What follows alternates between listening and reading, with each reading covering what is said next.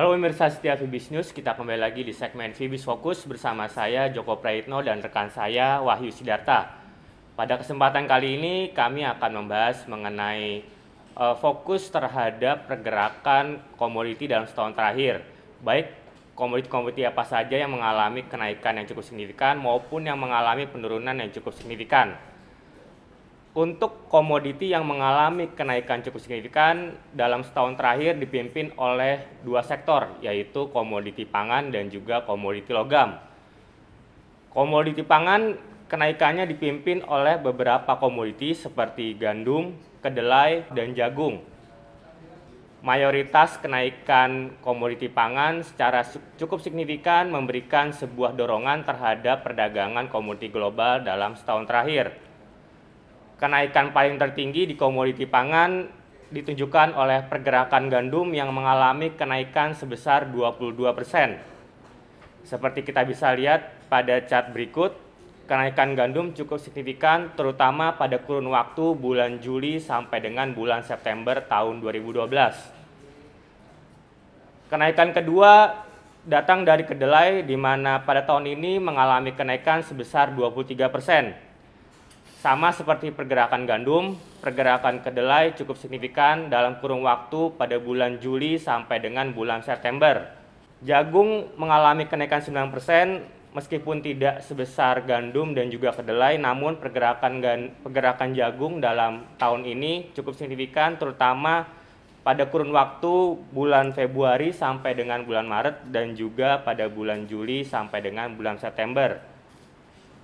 Penyebab utama kenaikan harga pangan diantaranya disebabkan oleh adanya faktor yang cukup signifikan yang datang dari dampak kekeringan hebat yang terjadi pada Amerika Serikat pada kurun waktu bulan Agustus sampai bulan September.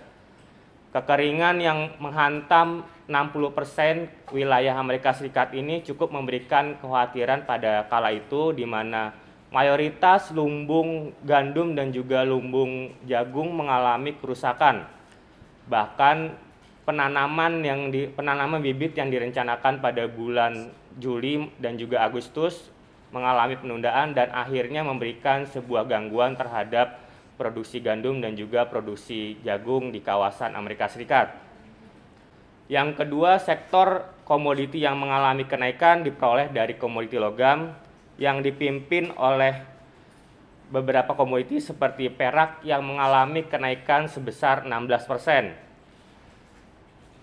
Platinum mengalami kenaikan 15%, sedangkan palladium mengalami 6,4%. Kenaikan signifikan yang terjadi pada ketiga komoditi logam tersebut cukup mengejutkan di mana pada awal tahun ini banyak pengamat justru memprediksi bahwa komoditi logam mulia seperti emas justru akan mengalami kenaikan yang sangat signifikan terkait dengan adanya ancaman kenaikan inflasi global. Namun rupanya investor lebih memilih kepada komoditi logam mulia second level seperti ketiga komoditi tersebut di mana resiko yang dimiliki oleh ketiga komoditi tersebut lebih rendah dibanding pergerakan emas. Sedangkan emas sendiri pada tahun ini hanya mengalami kenaikan sebesar 8,4% saja. Seperti kita bisa lihat pada chart berikut, pergerakan emas bahkan cenderung mengalami pergerakan fluktuatif sepanjang tahun. Tren pergerakan tertinggi bergerak pada kurun waktu antara bulan Agustus sampai dengan September yang mencetak level tertinggi sebesar $1.780 per troy ounce. Namun sampai dengan bulan Desember ini pergerakan harga emas cenderung mengalami penurunan yang cukup signifikan. Harga komoditi logam yang mengalami kenaikan cukup signifikan lainnya datang dari komoditi industri di mana tembaga mengalami kenaikan sebesar 6,3%. Sedangkan nikel cukup mengalami pelonjakan harga sebesar 13%. Kenaikan harga logam industri tersebut didorong oleh adanya sebuah sentimen jelang berakhirnya tahun 2012 di mana permintaan terhadap komoditi logam industri mengalami kenaikan seiring dengan adanya rencana mega proyek pembangunan infrastruktur di China pada bulan 2013.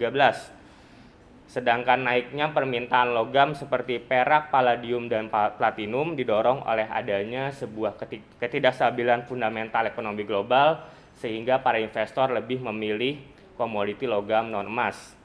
Sedangkan kenaikan pada perak, platinum, dan palladium justru lebih didorong oleh adanya faktor ketidakstabilan terhadap fundamental ekonomi global, sehingga para investor lebih cenderung memilih ketiga komoditi tersebut dibanding pergerakan emas yang lebih memiliki resiko yang lebih besar. Baik pemirsa, setelah tadi saya jelaskan mengenai komoditi-komoditi apa saja yang mengalami kenaikan yang cukup signifikan pada tahun ini, sekarang kita lihat komoditi apa saja yang justru mengalami penurunan cukup signifikan. Silakan Wahyu. Ya, baik, terima kasih Joko. Selanjutnya kita akan melihat komoditas dengan performa yang terburuk di tahun 2012 ini, yaitu CPO atau crude palm oil dan batu bara. Dapat dilihat dari chart harga CPO berikut ini, walaupun pada akhir tahun 2011 yang lalu sempat mengalami kenaikan, secara umum harga CPO di sepanjang tahun 2012 ini mengalami penurunan yang cukup signifikan. Lalu dapat dilihat juga pada chart harga batu bara berikut, bahwa sepanjang tahun 2012 harga batu bara juga secara umum mengalami pelemahan yang cukup signifikan. Secara kesimpulan, untuk tahun ini hingga saat ini harga CPO telah turun sekitar 26% dan harga batu bara telah turun sekitar 19%. Hal ini diakibatkan oleh melambatnya perekonomian global, terutama perekonomian di China, di mana dengan melambatnya perekonomian di China, hal ini mengakibatkan permintaan terhadap komoditas seperti CPO dan batu bara mengalami penurunan yang drastis, di mana China sendiri merupakan salah satu importir terbesar untuk kedua komoditas tersebut. Nah, tentunya dengan menurunnya kedua harga komoditas ini mempunyai dampak yang negatif terhadap Indonesia. Dapat kita lihat pada tabel berikut, turunnya harga komoditas CPO dan batu bara tampaknya juga memukul sektor perkebunan dan sektor pertambangan di Indonesia. Dapat dilihat dari indeks-indeks berikut ini bahwa untuk tahun 2012 hingga bulan November 2012 ini, indeks agri atau perkebunan dan indeks pertambanganlah yang penurunannya paling tajam, di mana indeks perkebunan turun sekitar 10% dan indeks tambang ambruk hampir 30%.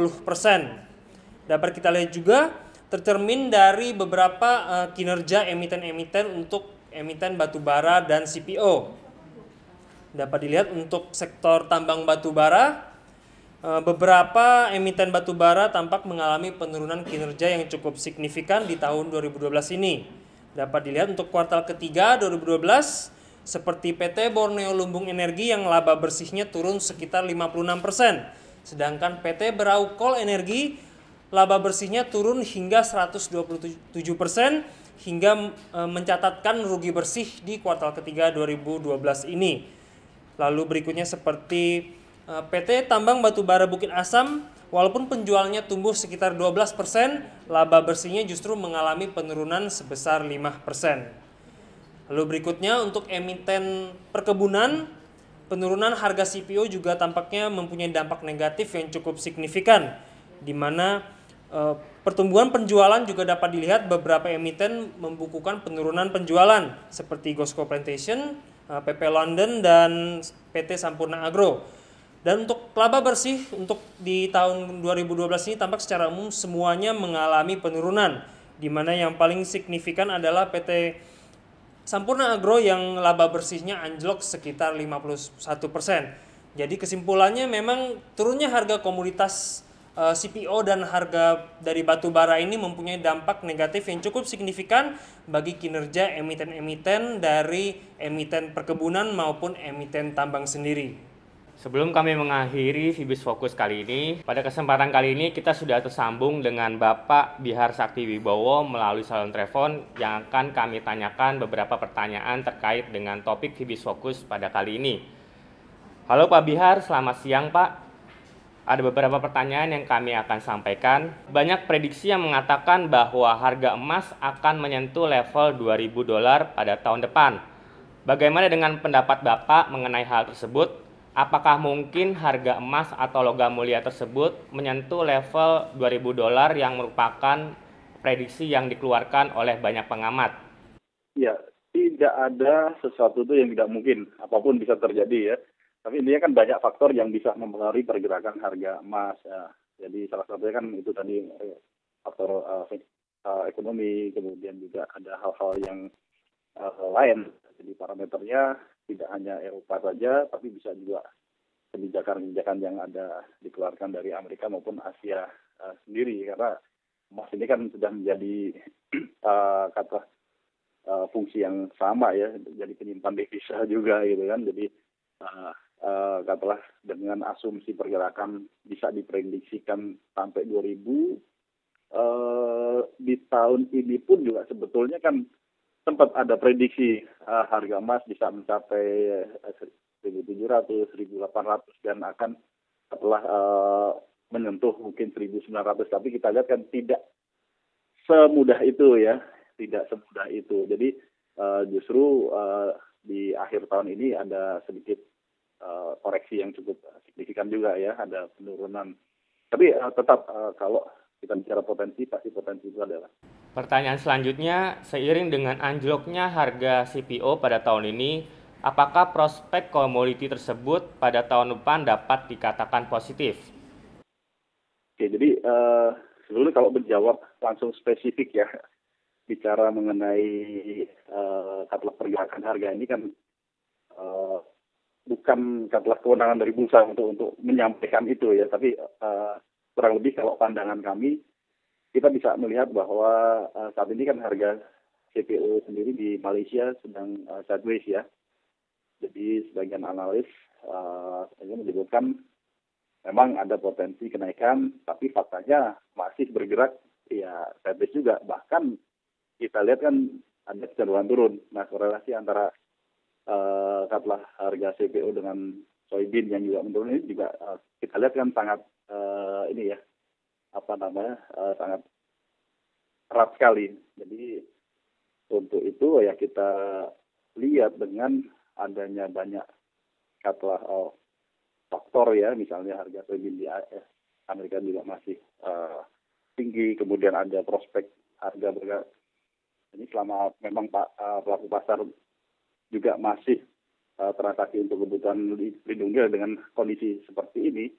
Jadi CPO masih tentu akan masih tetap positif lah ya dalam konteks aktivitas atau prospeknya ini di tahun yang akan datang, khususnya tahun depan. Jadi kita lihat lagi ya, contoh harga jagung yang untuk biodiesel, kemudian soybean yang bisa untuk hal-hal yang sama. Jadi tetap ini masih diversifikasi dari kotak-kotak komoditas tersebut.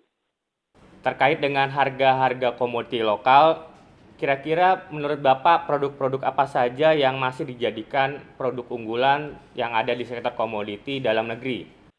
Iya, jadi ya kita tahu Indonesia ini kan penghasil komoditas yang cukup besar. Untuk beberapa komoditi juga kita eksportir yang terbesar. Nah, kalau bicara mengenai komoditi unggulan, kebetulan dari Bursa Berjangka Jakarta sendiri saat ini kan mentransaksikan kontrak kakao ya, coklat, di mana dari waktu ke waktu ini transaksinya kan juga terus tumbuh ya, dari aspek volume dan juga dari sisi pelakunya.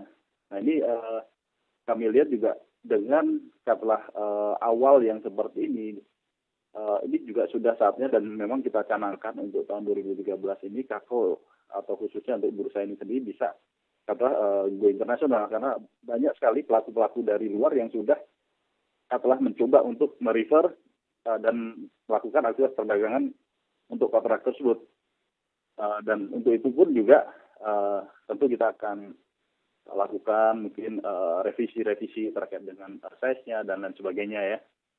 Itu yang kami lihat kakao akan cukup potensial untuk di tahun depan. Kemudian juga salah satu yang kita rintis saat ini sudah masuk di proses dengan pihak otoritas dalam ini Bapepti, itu adalah batu bara dan karet.